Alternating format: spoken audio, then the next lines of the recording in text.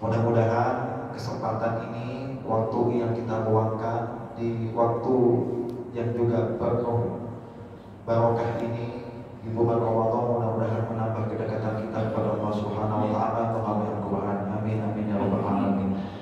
Bapak-bapak yang hadir ataupun yang menyaksikan secara online, para jamaah sekalian, bahwa tadi disampaikan suratul Fatihah itu adalah satu surat dalam Al-Quran yang merupakan wajib bagi kita untuk menghafalkannya, membacanya ketika dalam sholat.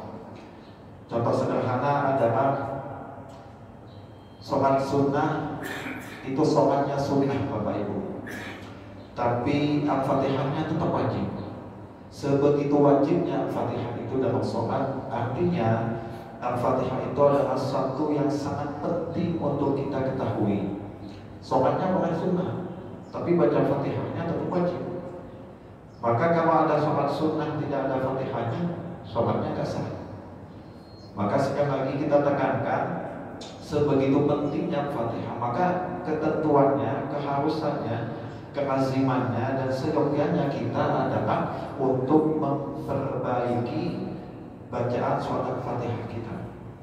Karena secara hukum fikih, kalau misalkan kita membaca satu kata, satu lafaz, satu kalimat ataupun satu ayat tertentu dalam surat Al-Fatihah, dalam tertib surat Al-Fatihah tadi, bacaan kita tidak tepat, bacaan kita kurang pas, dan mohon maaf misalkan sampai merubah makna daripada ayat tadi, kalimat lafaz tadi, maka sholat kita gak sah.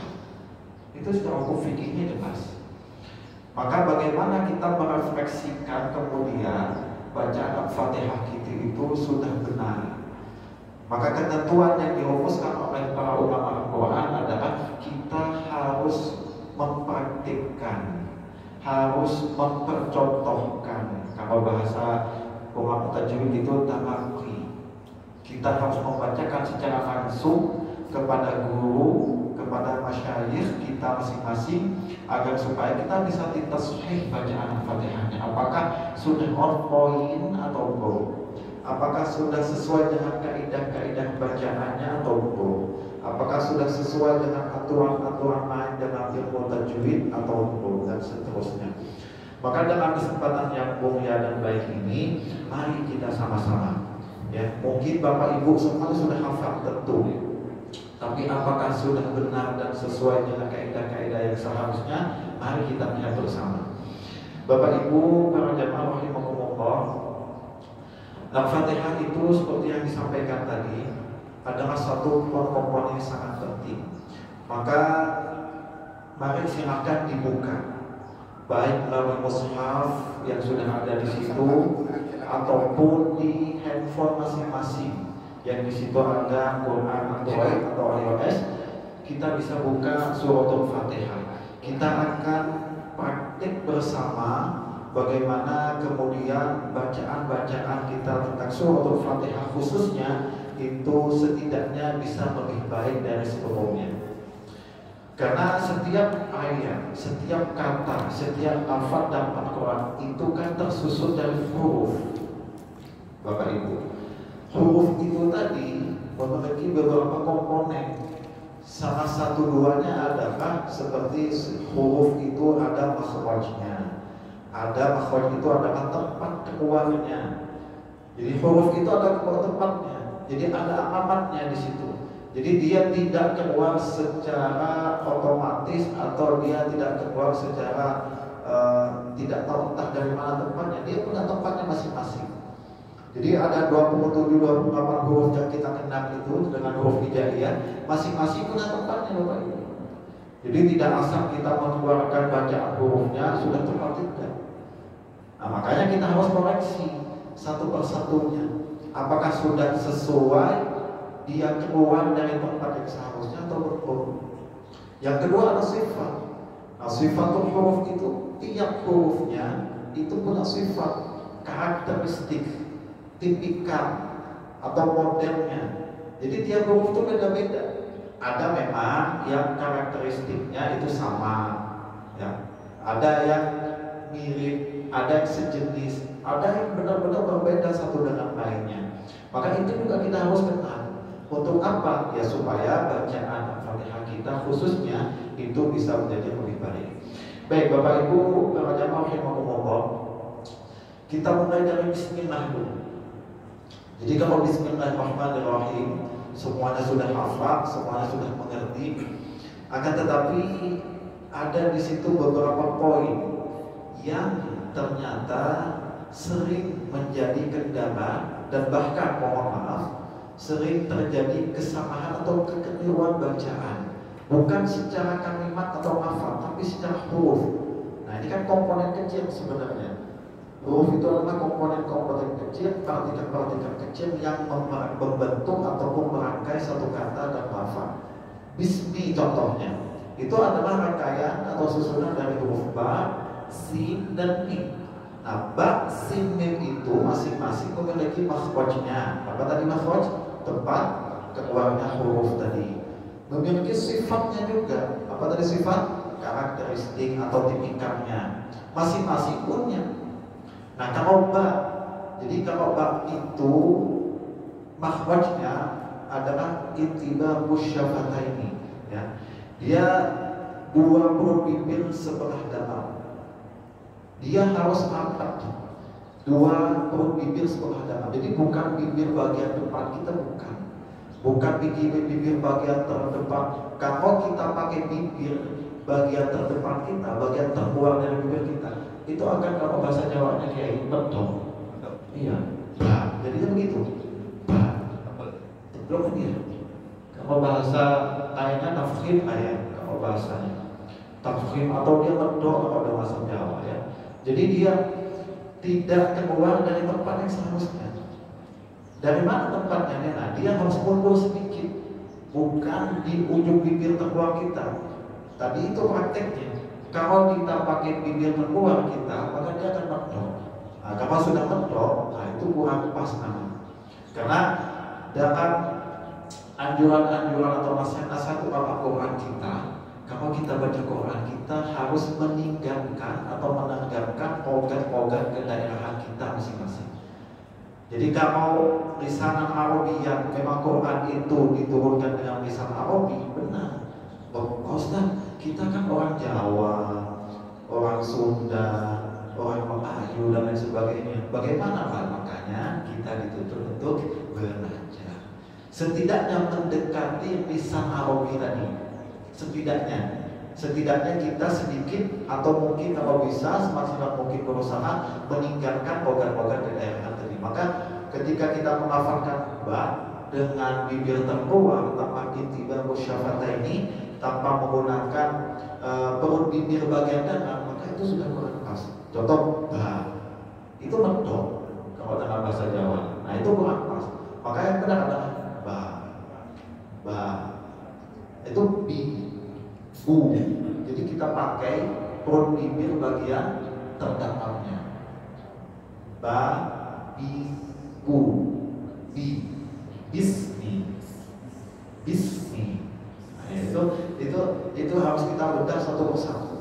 Jadi gak apa-apa Quran sedikit, tapi insya Allah bisa kita amalkan dan bisa berubah kualitas bacaan Al-Quran kita kepada kualitas yang lebih baik insya Allah. Jadi sekali lagi itu kita harus pakai perut bibir bagian terdalamnya, ya. Karena kalau pakai bagian terluar maka akan kurang pas. Karena memang di situ bukan tempat keluarnya. Ya, jadi oke. Itu yang pertama. Poin yang kedua, yang sering ada kekeliruan sering kita temui untuk masyarakat di tengah-tengah masyarakat kita, di tengah-tengah bacaan masyarakat kita adalah bahwa ba itu terkesan di situ ada desis. Nah, ini sangat keliru lagi. Desis itu kan sifat, ya. Sifat itu adalah karakteristik daripada huruf tadi itu. Nah, sifatnya ba itu sama sekali tidak ada hamas atau desis, tidak ada. Karena sifat atau huruf yang memiliki desis itu adalah huruf sin, itu huruf setelahnya. Tapi ba ini sering sekali juga kita temui masyarakat kita membacanya dengan ada desis, meskipun desisnya itu sangat minim atau samar. Tapi tetap saja kalau di situ muncul sifat kemudian yang tidak ada pada dirinya seharusnya, maka itu tidak pas. Istilah kata, kalau kita Bapak Ibu disifati dengan sifat yang kita tidak maukan, atau sifat yang mungkin tidak kita miliki tapi disematkan pada kita, kita tentunya nggak mau. Misalkan ada sifat buruk yang disematkan orang lain terhadap kita, padahal kita tidak merasa memiliki sifat itu, maka tentu kita akan nggak terima, kita nggak suka. Nah sama huruf itu begitu. Kalau dia bisa ngomong, dia mungkin akan ngomong, hei kau para kori, para pembaca, kenapa kau mensifatiku dengan sifat yang aku sebenarnya tidak punya sifat itu? Kenapa kau mensifati aku dengan sifat yang tidak seharusnya? Maka mereka juga akan ngomong begitu. Itu kalau kita gambarkan dalam dialog imajiner. Maka karena itu lagi-lagi bab itu kita tekankan, dia tidak memiliki sifat hamas. Apa itu sifat hamas? Itu desis. Desis itu muncul angin ya dari mulut kita ketika kita membacakan atau menghafalkan satu huruf. Tentunya bentuk anginnya nanti akan disesuaikan dengan tipikan atau huruf-hurufnya, karena huruf hamas itu ada beberapa, ada khusus atau tipik. Ada fahathahu syakhsun sakan, ada huruf fa, ada ha, ada tha, ada ha, ada shin, ada kha, ada sad, ada sin, ada kaf, ada ta. Nah, selain huruf-huruf tadi itu, ba tidak termasuk. Maka ba tidak boleh ada huruf desisnya, tidak ada huruf, tidak ada sifat-sifat hamsnya di situ. Maka ba dia harus bersih, harus clean daripada bentuk tadi itu yang kedua dari bacaan-bacaan atau sifat-sifat desis. Maka sin kita beralih kepada sin yang kedua. Jadi kita baru baca bismi, belum satu rangkaian kalimat yang bismillahirrahmanirrahim. Ba tadi sudah, kita coba ke sin sekarang. Nah, sin ini Bapak Ibu, para jamaah rahimakumullah, di situ ada desis, dia punya huruf, punya sifat atau karakteristik desis, atau yang kita kenal dalam istilah yang mutajulnya hamas. Nah, hamas itu desis. Desis itu adalah suatu suara yang menyertai huruf tadi itu ketika dia diucapkan atau dilafalkan, dan dia punya karakteristik yang berbeda daripada huruf-huruf jahar lainnya. Karena apa? Karena jahar dan hamas itu adalah suatu dua komponen yang berbeda, dua karakteristik yang berbeda, dua tipikal yang berbeda. Kalau sin, nah sin itu dia ada desisnya, maka dia harus ada hamasnya, ada berbeda begitu sederhananya. Nah, huruf atau bunyi itulah yang kita maksud atau kita sebut dengan hamas. Nah, itu harus muncul. Muncul di mana?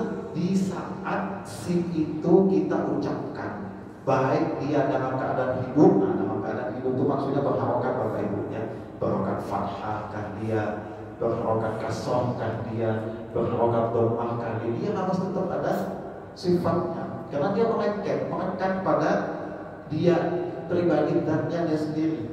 Sin itu mau dia sukun nanti, mau dia berharokat fathah kasroh dhammah ketika dia hidup, mau dia ketika wakof ketika dibaca ataupun wasaf ketika dibaca, dia tetap melekat sifat hamasnya, nggak boleh hilang, nggak boleh berkurang, harus tetap ada hamasnya. Maka karena itu kita harus mewaspadai ketika ada pertukaran atau percampuran antara sin dan shin. Ini awan nih, awan sekali.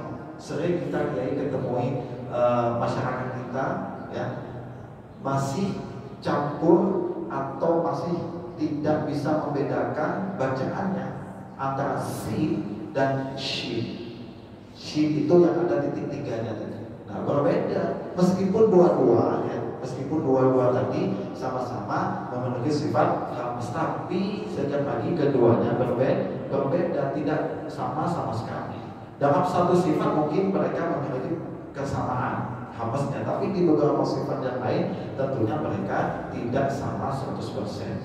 Maka caranya kemudian, cara untuk menghafalkan atau mengucapkan huruf sin itu adalah muntahal fil lisan ma'a asfaris subhatid dakhiliyah di thanaya as-sufla. Fayakhruju as-sawtu min fawqiha marran baina thanaya a'ya wa sufna. Setidaknya itu kaidahnya. Maka artinya adalah ujung lidah. Nah ini kita main dengan lidah sudah ya sih. Ujung lidah kita ya, jadi kalau mohon maaf kita pertunjukkan ya ujung lidah kita. Nah, ujungnya ya muntaha tawfiq lisan. Ujung benar-benar ujung dari lisan kita berada pada halaman 2 gigi seri bawah. Halaman gigi seri atau seri bagian bawah. Lagi perangkat ya. Tawfiq lisan, muntaha tawfiq lisan.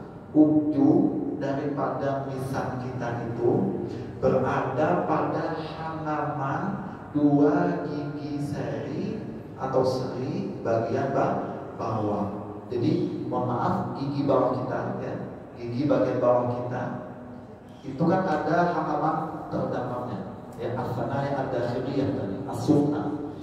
Bagian bawah yang dalam sini, mohon maaf, di bagian bawah sini, gigi bawah ya, itu kita tempelin ujung lisan kita, ujung lisan ini ya, ujung-ujung yang benar-benar ujung. Jadi bahasanya muntaha tawfiq lisan. Ujung benar-benar yang ujung situ kita tempelin kemana? Ke halaman gigi seri bagian bawah.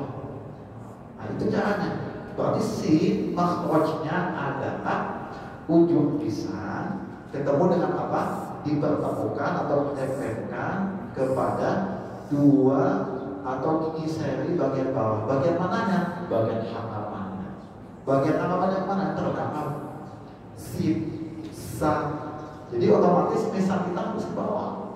Ujungnya harus menyentuh ke bagian bawah gigi seri kita, ke halaman gigi seri kita yang bagian bawah harus nyentuh ke situ. Ya. Kalau tidak maka suara sip itu tidak akan keluar dengan sempurna. Maka sehingga suara sip kalau kita sudah menempatkan ujung lisan kita tadi, muntaha tawfiq lisan kita tadi pada bawah gigi seri bagian halamannya, dia akan di antara 2 gigi seri atas dan bawah. Apanya? Suaranya, bukan tempatnya. Jadi tempatnya dia tetap di bawah, tapi kemudian suara yang dihasilkan dia akan muncul di antara sela-sela gigi atas dan gigi bawah. Nah, di antara gigi atas dan bawah itulah nanti yang kemudian akan memunculkan sifat yang halus kita kenal tadi itu. Nah, akan muncul angin dari situ. Kalau kita ingin praktek dan ingin tahu secara baik, coba kita letakkan telapak tangan kita depan mulut kita. Ya. Ketika menghafalkan huruf sin, dia harus muncul angin, Bapak Ibu. Kalau anginnya nggak muncul, dia berarti sifat halusnya nggak keluar. Dia harus ada angin di situ. Nah, jadi sederhananya tipikal dari halus itu ada desis, ada angin yang keluar. Ya, ada angin yang keluar. Maka kalau kemudian angin yang tadi memang karakteristik dari sifat halus itu nggak keluar, berarti huruf sinnya dia tidak memiliki sifat halus. Kalau dia tidak memiliki sifat halus, maka otomatis bacaan kita, pengucapan kita terhadap huruf sin itu kurang pas atau kurang tepat. Sekali lagi, jadi ujung lidah bertemu atau kita tempelkan pada bagian bawah gigi seri kita, ya, halaman gigi bawah gigi seri. Kemudian setelah itu nempel, maka suara yang keluar itu akan di antara gigi atas dan gigi bawah. Nah, kalau kita praktikkan, maka kita akan merasakan ada angin yang keluar. Sa, si, su, bas. Maka coba praktekkan. Fathah, kasrah, dhammah, bahkan sukun sekalipun ketika sin itu mati, dia harus tetap kemana angin. Maka itu yang saya sebutkan tadi, sifat itu mengikat untuk hurufnya. Dia tidak akan berubah sifatnya sekalipun dia mati ataupun dalam keadaan berharokat. Fathah, kasrah, dhammah, ataupun ketika dia sukun, dia tidak akan mengurangi atau mengubah sifatnya, dia akan tetap halus. Sa ada anginnya, si ada anginnya, su ada anginnya, sukun, bas, bis, sama, bus, Mau dia dengan doma kasrah fathah dan sukun sekalipun, dia harus tetap keluar anginnya. Maka kalau sudah anginnya keluar, insya Allah bisa dipastikan bacaan atau sifat hamas daripada besi tadi sudah bisa dipastikan ada ataupun benar. Maka bis, ya bis. Oke, kita ulangi. Bang tadi bibir, turun bibir bagian dan dalam. Ya, jangan sampai ada hamas, jangan sampai ada sih bang. Kalau bang, nah itu keluar anginnya dia. Padahal dia nggak boleh ada angin. Kalau babi bu dia ada angin. Kalau bahasa Jawa mentok tadi, dia nggak boleh. Maka pakai perut bagian dan babi bu ditahan, jangan sampai ada angin keluar. Bu babi bu. Nah kalau sin baru kita keluarkan anginnya. Bis. Ketika ba nggak ada angin, ketika sin harus ada angin. Bis. Nah ya, dan dia harus tipis ya, tipis. Nah ini penting juga nih untuk membedakan antara sin dan shin tadi. Sin harus tipis. Ini sederhana ya. Kita pakai bahasa sederhana mungkin supaya bisa dicerna dengan baik. Dia tipis. Bis, sin, bis. Dia harus gigi dua angka atas bawah itu nempel. Ya lagi, dan ujung lidah ada di ujung lidah, benar-benar ujung lidah ada di halaman gigi seri bagian bawah, dan dia keluar sifat halusnya is, dia harus tipis is. Jadi kayak orang tersenyum deh mudahnya ya, is. Kalau shin dia kayak sederhananya dia ada monyong sedikit. Nah, kalau sin kan murni kita kayak orang tersenyum. Is, dia harus di bawah. Oke. Itu bi, ba, dan sin ya. Kemudian yang ketiga mim. Nah kalau mim ini tidak banyak kasus yang kita temui ya. Karena memang dia tidak memiliki sifat atau karakter yang sangat yang sulit kita ucapkan. Dia jarang sekali ada dialek kedaerahan kita yang mempengaruhi bacaan kita dalam pengucapan huruf mim. Sederhananya, simpelnya adalah kalau mim apetin aja Bapak Ibu bibirnya. Kalau bibirnya sudah rapat, insya Allah ya bisa mengucapkan huruf mim tadi. Huruf mim bisa terucapkan. Tapi kalau bibir atas bawah tidak nempel, nggak rapat, coba aja praktekin. Jangan rapetin bibir atas dan bawah, kemudian hafalkan huruf mim. Coba aja. Pasti tidak akan keluar. Maka dia harus nempel aja. Kayak M gitu, min gitu aja, mamimu gitu aja, sederhana itu. Nah tapi tentunya ini hanya untuk permukaan saja. Selebihnya tentu kita harus benar-benar mempelajari bagaimana sifat dan makhraj daripada mim itu sendiri. Masing-masing ada. Cuma untuk mensederhanakan supaya bisa cepat dicerna. Jadi rapetin aja bibirnya, maka mim itu insya Allah akan terucap dengan baik. Kalau enggak, maka mim itu enggak akan terucap ya. Kalau bibir atas bawah kita enggak nempel, enggak ketemu, dia mim itu enggak akan keluar. Enggak bisa. Oke ya. Jadi ba, sin dan mim tadi ya kita ulang bahwa ba itu harus dengan bibir bagian terdalam, jangan bagian terluar. Jadi sekarang sudah tahu Bapak Ibu secara teori, sudah tahu secara praktik, mudah-mudahan bisa dilakukan dan dipraktikkan terutama saat sholat. Ba, kemudian sin ya, sin itu ada hamasnya. Keluarnya dari mana? Ujung lisan kita pada halaman gigi seri bagian bawah, dan dia harus muncul angin. Sa, sisu, dan mim tadi dia tidak kita rapatkan saja bibir. Ma, mi, mu, ma, mi, mu, bang, bis, mi. Mim itu mau harokat kasroh, fathah, dhamma, sukun, tetap dia harus ada unsur merapatkan atau mempertemukan dua bibir atas dan bawah.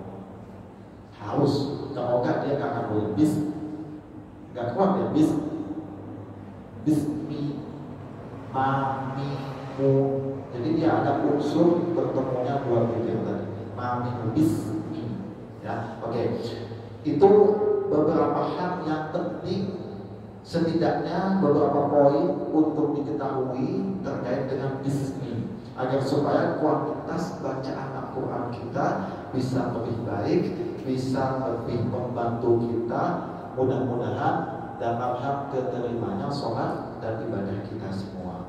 Jadi Bapak Ibu, para jamaah hadirin rahimakumullah, apapun bentuk ikhtiar kita untuk kemudian mendekatkan diri, mempelajari Al-Quran, insya Allah akan dicatat sebagai pahala di sisi Allah. Ikhtiar kita ya di tengah hari bulan Ramadan ini tidak menghalangi kita untuk bermalas-malasan, tidak menghalangi kita untuk mengajar Al-Quran. Insya Allah itu juga akan menjadi poin penting diterimanya pahala puasa kita. Amin amin ya rabbal alamin. Kalau kita mau berusaha ya untuk terus memperbaiki kualitas bacaan kita, insya Allah akan terus membaik. Hadir aja ke masjid ini ya kan gak dipungut biaya toh, gratis semuanya, enak, tinggal dengerin, praktek, dapat ilmu, baca Al-Quran yang lebih baik, insya Allah sholatnya bisa lebih khusyuk, dan mudah-mudahan jadi wasilah, jadi sebab untuk diterimanya sholat kita semua. Amin amin ya rabbal alamin. Baik Bapak Ibu, para jemaah hadirin rahimakumullah, mudah-mudahan sedikitnya ini dalam waktu yang singkat ini mengisi waktu di tengah-tengah istirahat kita semua, mudah-mudahan dicatat Allah sebagai amal ibadah, dan kita terus diberikan kemudahan untuk mengajar Al-Quran, untuk mengajar Al-Quran baik dari bacaan, dari hafalan, dan untuk mengamalkannya. Sebelum kita mengamalkan, kita juga harus memahami. Mudah-mudahan kita diberikan kemudahan untuk paham Al-Quran, isi kandungan Al-Quran, dan kita diberikan kemudahan juga istiqomah, kekuatan keistiqomahan untuk mampu mengamalkan isi kandungan Al-Quran. Stepnya adalah kita mulai dengan memperbaiki bacaan kita. Insya Allah selanjutnya next stepnya adalah kita sampai pada ujungnya bisa mengamalkan Al-Quran dalam keseharian kita. Amin amin ya rabbal alamin. Allahumma faqihna fid din wa 'allimna ta'wil. Amin. Qul maaf wa billahi taufiq wal hidayah wa ridha inayah. Insyaallah kita ketemu di pertemuan selanjutnya. Amin amin ya rabbal alamin. Wassalamualaikum warahmatullahi wabarakatuh. Waalaikumsalam warahmatullahi wabarakatuh. Mohon sebentar Ustaz. Bapak-bapak sekalian, mohon bersabar ya. Kita nanti pada saat ketemu dengan prakteknya ya. Sekarang ini masih teori, kita masih mukadimah ini supaya kita mengenal masing-masing karakter atau sifat-sifat huruf itu ya. Kita akan mengenal tentang makharijul huruf yang tadi guru kita sampaikan, di mana huruf-huruf itu bertempat dikeluarkan. Nah ini sekarang baru 3 huruf yang kita bahas ya, sehingga nanti pada pengucapannya teori itu bisa kita praktikkan dalam pengucapan. Baik Bapak sekalian, dari 3 huruf ini yang dijelaskan tadi oleh guru kita, boleh bertanya untuk mendalami pengetahuan yang lebih spesifik barangkali. Silakan Ustaz.